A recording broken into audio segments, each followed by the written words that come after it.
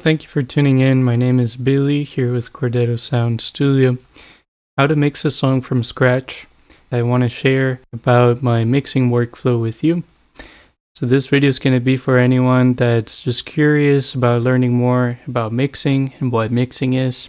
Anyone that may be wanting to start mixing for themselves or other people. And anyone considering working with me, you'll be able to see the step-by-step that I would follow and how I would approach a mixing project. I have the presentation here that you'll be able to follow along with and a demo for each section that we'll cover. Step 1, organize our session. Number 1, we'll receive our stems and individual tracks. Acoustic guitar, vocals, piano, each instrument will have its own track, so we'll import those into our software or DAW. So number 2, we'll create buses for similar or same kind of tracks. For example, a drum kit that has multiple mics like snare, kick, overheads. We'll group those together to keep them neat and easy to find. Number 3, we'll label and color our tracks. Number 4, we'll gain stage through normalization. And last, we'll listen to the song and identify any sort of issues or things that we need to fix in the mix. So as a side note, editing should be done before mixing. Vocal tuning, vocal aligning, also time aligning instruments, drums. That should all be done before we start mixing. So let's do a little demo now. We'll switch over to our DAW. This is actually a project that I recorded myself. So I already have the tracks in place. If you are doing this for someone else, you would import the tracks that you receive into the DAW, and then you'll have to organize, color them, label them, and do all the steps as we stated. First, I have the drums. This is a folder for the drums, so if I expand this, I have all the individual tracks like the kick, the snare, hi-hat, etc. And then I can minimize so that it's not too overwhelming to look at. And then I can see the rest of the tracks as well. Then we have the bass. That's labeled right here, bass. And then we have the electric guitar. If I expand it, here I have EG1 and EG2. And then we have our piano track, some strings. We have a synth sub, and we have a shaker. And that's all that we have on this track. I have already colored them, but if you want to change the color, for example, you click right here, and then you can choose this. The first step is just organizing them, making sure they look neat. Creating the buses also. We go to mix here. Here I have my buses. So I have drum bus, keys bus, bass bus, EG. We can create other ones, but so far that's what I have on this session. Okay, so next step is going to be gain staging. So we're going to do that through normalization. I'm going to select all tracks. Once those are all selected, use this macro option to normalize. It says -12, but it's adjusted to -10. I'll click it and watch the waveform here as it will change. Okay, so I made it a little bit smaller on this one. Basically, it adjusts the audio to be peaking at no more than -10 dB. That is everything that we need to do for normalization. The next step would be to listen to the song, take some notes, and think of what we need to fix, and get a vision for the song. Take a listen.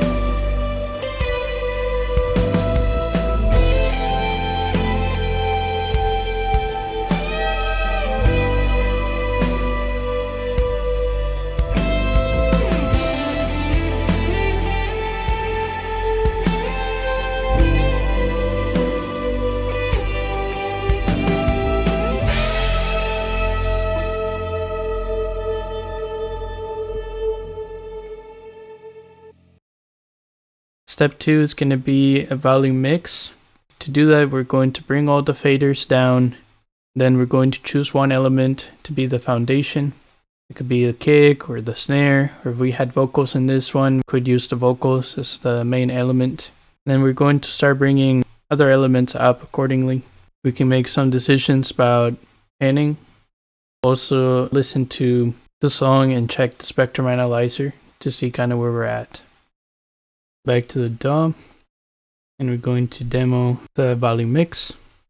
So the first thing we're going to do is make sure all the faders are down. We have no sound coming in. You can see all the faders are down at the moment. We're going to start bringing elements up. So first we choose one.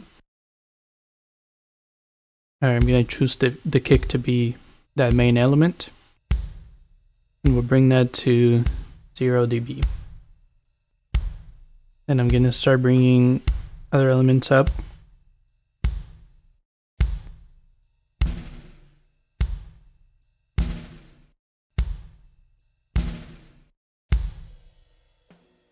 Okay, so I like that around -8.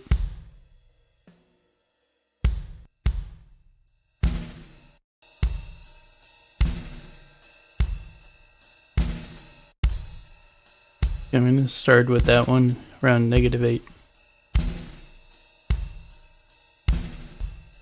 And actually, I'm going to bring the piano up.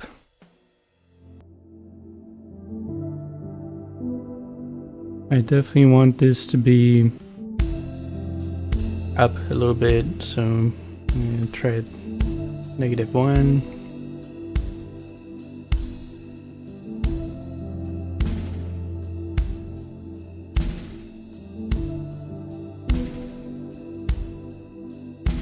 Crash.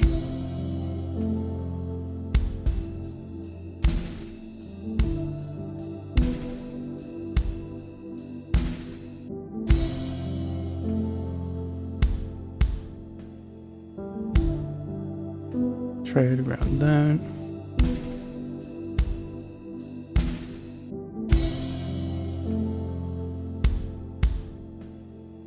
Okay, time to bring the actual snare up.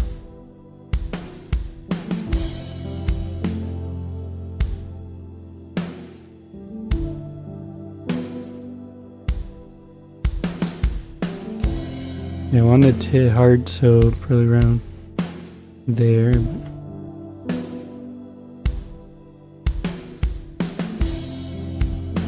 Bring right up too.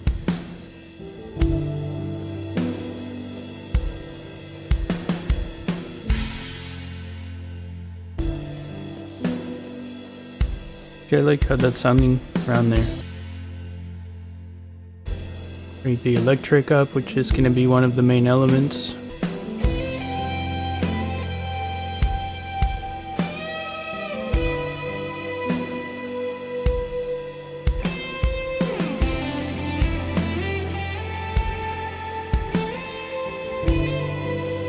And bass.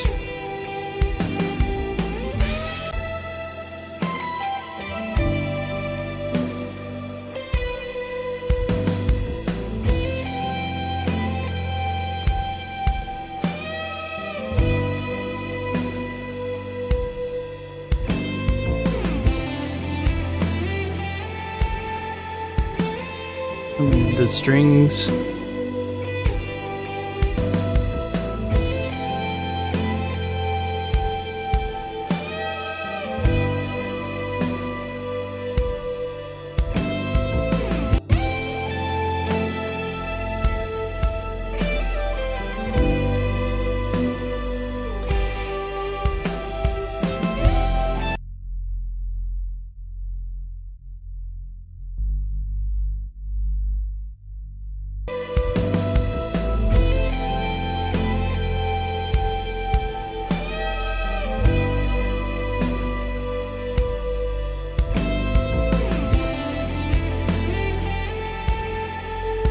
Okay, and the last thing is the shaker.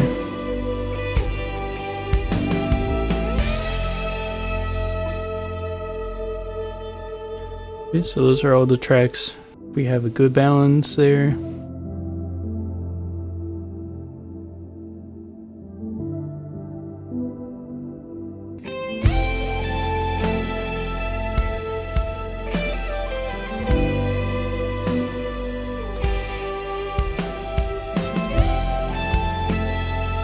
Okay. Yeah, I'm actually really liking that. There's the panning as well. We have the electric guitar left and right. I do have the string spanned left a little bit. About 40% there.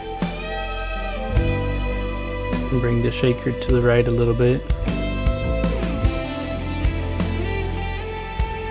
I like that. We'll keep the bass elements right in the center. So we'll go back to the presentation here. The next step is going to be mixing the instruments.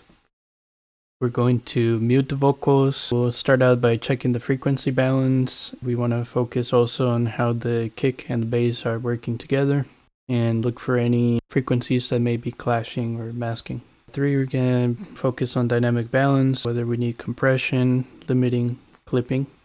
Analyze the waveform just to make sure what we need for dynamic control. And then we're going to use EQ to fix resonant frequencies or any other issues that there may be. We can use EQ to enhance as well. There are other things definitely you can do with instruments. This is just the order of what I follow. So the first thing I would do is apply some EQ to make space for the different elements, like cutting low frequencies to allow the bass and kick to have their space. One example of that would be with the snare here. I'm gonna open this EQ and you can see this would be a filter.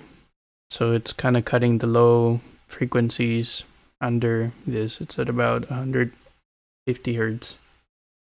I applied some of this after as well, just ducking some frequencies here, just adding a little bit of a boost to emphasize the body of the snare. And then I have a little bell to bring up some of the air from the snare.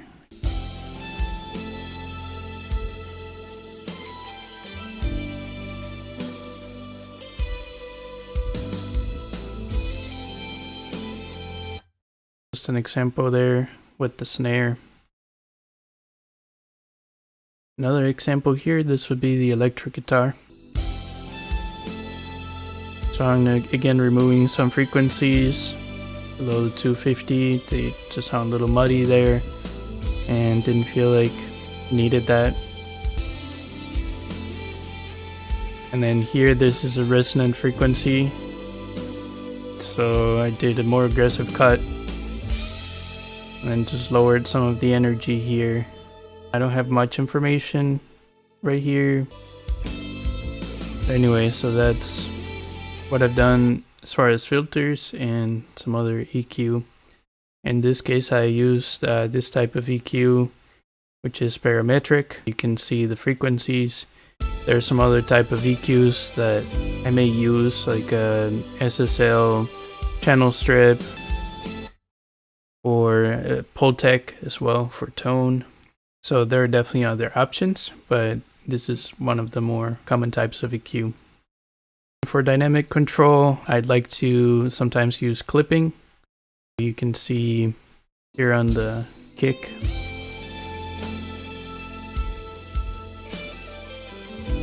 And yeah, it's just cutting a little bit. You can see the red is like clipping off some of those peaks.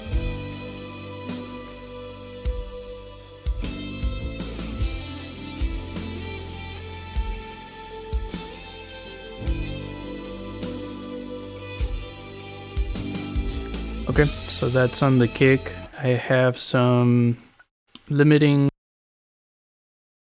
So I'll show you this one on the snare. And it's just catching some of the peaks.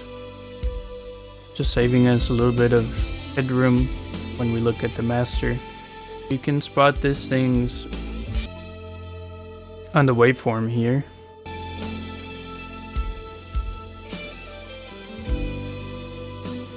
Whenever it's like going above like this one, it's gonna reduce quite a bit, or a little bit in this case, but yeah, it's just doing a little bit of dynamic control there.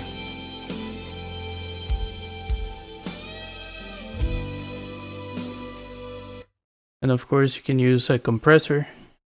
Right now I'm just using a compressor on a bus here. I will show that when we get to bus processing. Otherwise I'm relying mostly on dynamic control with the limiter and then some clipping as well. That's mainly what I'll do. Apply some filters to make some space, use some EQ as well to carve out any competing frequencies. Then I'll do some dynamic control, mostly just trying to make any moves that will fix any issues. And then after that I'll do some enhancement if needed. That should be all as far as mixing instruments, just the basics of it, the order I would follow. Okay, so the next step that I would focus on in the mix after the instruments are working together, unmute the vocals and mix the vocals. The first thing I would do is gain automation. Second step would be deciding if there are any filters, like removing some of the low end. We don't want the vocals to sound muddy, but we don't want the vocals to sound too thin. It's important to check that in the context of the mix. So I would decide on filters first and then dynamic balance. Again, either using compression or limiting. Sometimes I'll use 2 compressors depending on the vocal. Number 4, I would use EQ to shape the tone of the vocal. Whether I want a little bit more air in it or bring up the body or cut some harsh frequencies.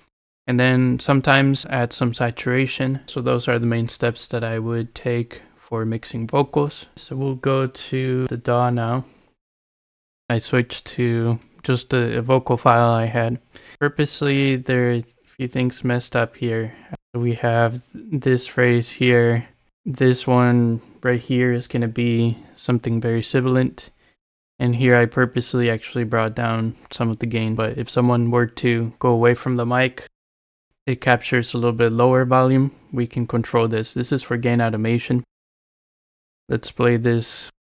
This song of joy. This phrase is a little bit too low compared to the actual vocal here.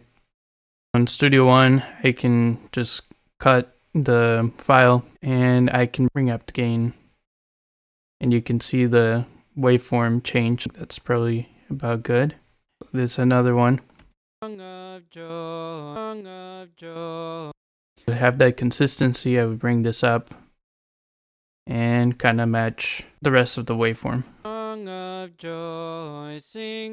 It's a lot more consistent now.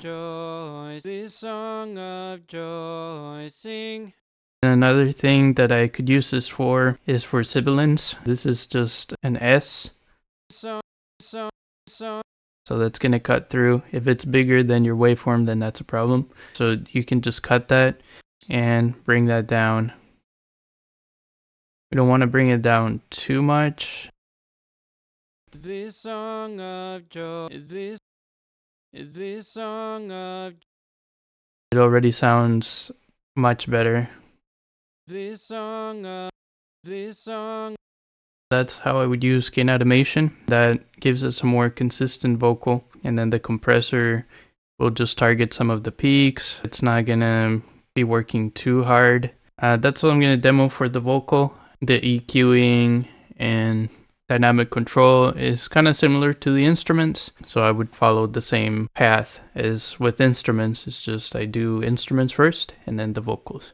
And our next step is gonna be bus processing. We're going to first maybe decide if we need to do any like compression for glue, sometimes maybe for drums, just gluing any other elements together. Second, we're going to do any other dynamic control. And one that I like to use is saturation. It's very nice on the bus. That's mainly what I will do with the bus processing.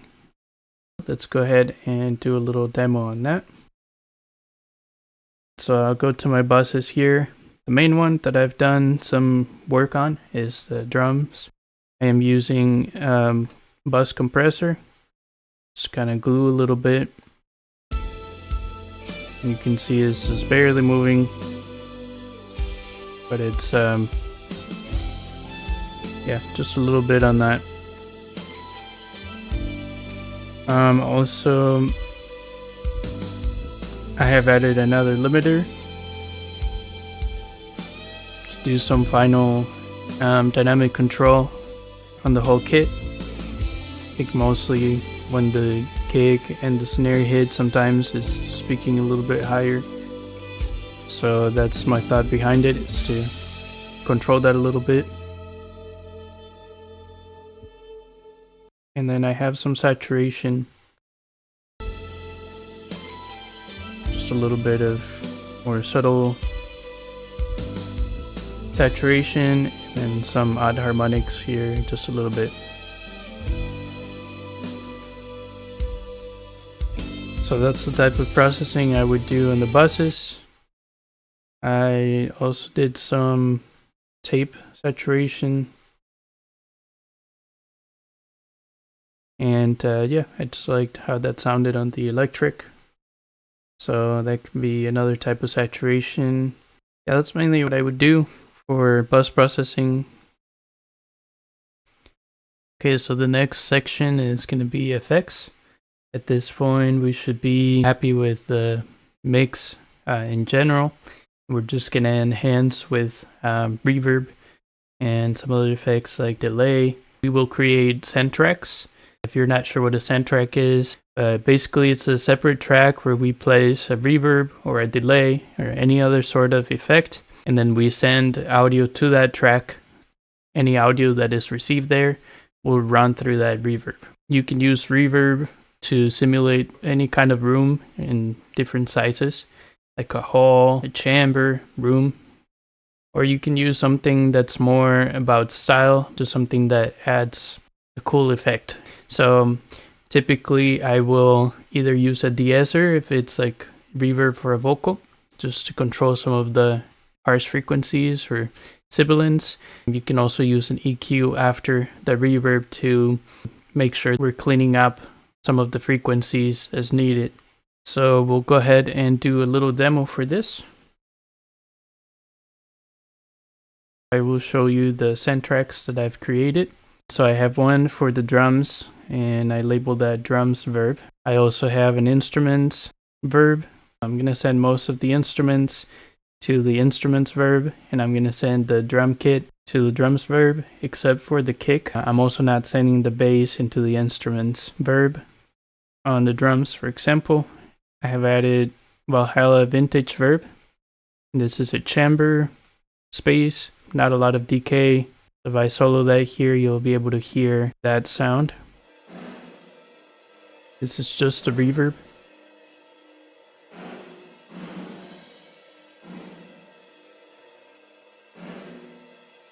Then I've also added some EQ after the reverb, just to cut out some of the lower frequencies. Also, I don't want a whole lot of the high frequencies either. Just don't want to introduce any harshness. For the instruments, I've used another type of reverb. This one is called Aurora. This one has a particular feature that it will make some space for the dry sound. So it will unmask a little bit. It will let the dry sound come through of the instruments, but it will have like that reverb tail afterward. And right now you're just hearing the reverb here. You can also shape the tone of it a little bit, whether you want it to be a little bit darker or a brighter reverb. And like how much reverb you want, you can also adjust. So yeah, this is a cool one. I still added some EQ here as well, just kind of shaping where I want that reverb. Now I'm going to play the whole thing, including the reverb, but also all the dry sound.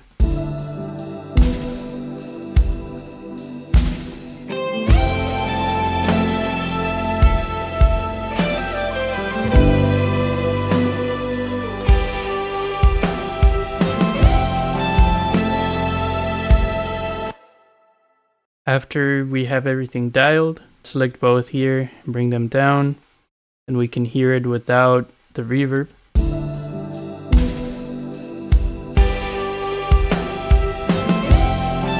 And we can start bringing that. This would be a little too loud, but